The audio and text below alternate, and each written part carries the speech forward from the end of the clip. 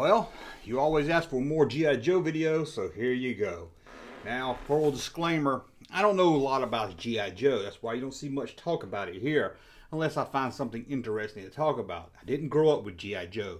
I only had one, was a G.I. Joe with a motorcycle. I got a story for you today, which I didn't know. A lot of G.I. Joe fans out there, if you're a G.I. Joe head, you probably know this already, but I thought it'd be kind of fun to talk about.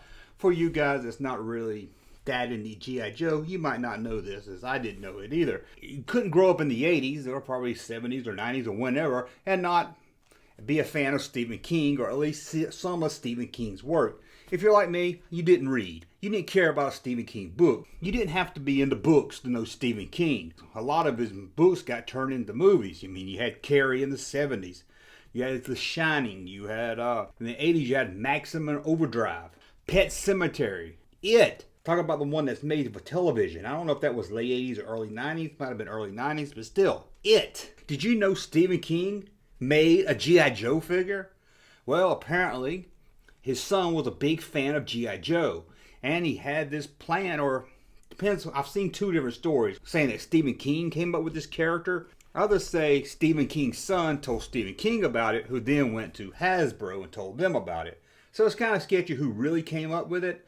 But yes, there's a action figure from the G.I. Joe line that Stephen King pitched to Hasbro and they made it into a figure. His name? Crystal Ball. Did you know about the Crystal Ball action figure? Released in the 1987 toy line, Crystal Ball became the peg warmer of the 1987 collection. This figure didn't sell good at all, so maybe you don't know about Crystal Ball. The story goes, Stephen King, or Stephen King's son, came up with the whole concept of Crystal Ball. Let's take a look at that figure and his bio card. Stephen King's son, Owen King, was a huge G.I. Joe fan. And Stephen King pitched the origin of Crystal Ball and even wrote the file card for the figure. Again, some reports say Stephen King's son came up with the figure and then Stephen King pitched it to Hasbro. But either way, it was pitched by Stephen King. And here's the bio from the figure, a Crystal Ball. The only character I know that could hypnotize people. While recording this video, I did find quotes from Stephen King and his son Owen that talked about this figure. And it seemed even they have a different story. Owen says it was more like, wouldn't it be cool if, and then Stephen wrote the whole backstory and pitched it to Hasbro. But Stephen King gives more credit to his son, which you can kind of understand. Crystal Ball, an action figure for the G.I. Joe line, made by Stephen King. Well, not, concept by Stephen King. He didn't go to the factory and get the mold and everything and design it. But still, he came up with the whole Crystal Ball thing, a Cobra villain that could hypnotize people. This isn't the only figure that's related to the King family. There's actually an action figure that's based on Stephen King's son. A G.I. Joe action figure based on Stephen King's son. You're not going to believe me. You don't believe me. You don't. Take a look. In 1987, Hasbro released the G.I. Joe action figure, Sneak Peek, but his real name was Owen King, Stephen King's son. Now, according to legend, Stephen King pitched the Crystal Ball action figure to Hasbro and wasn't paid anything.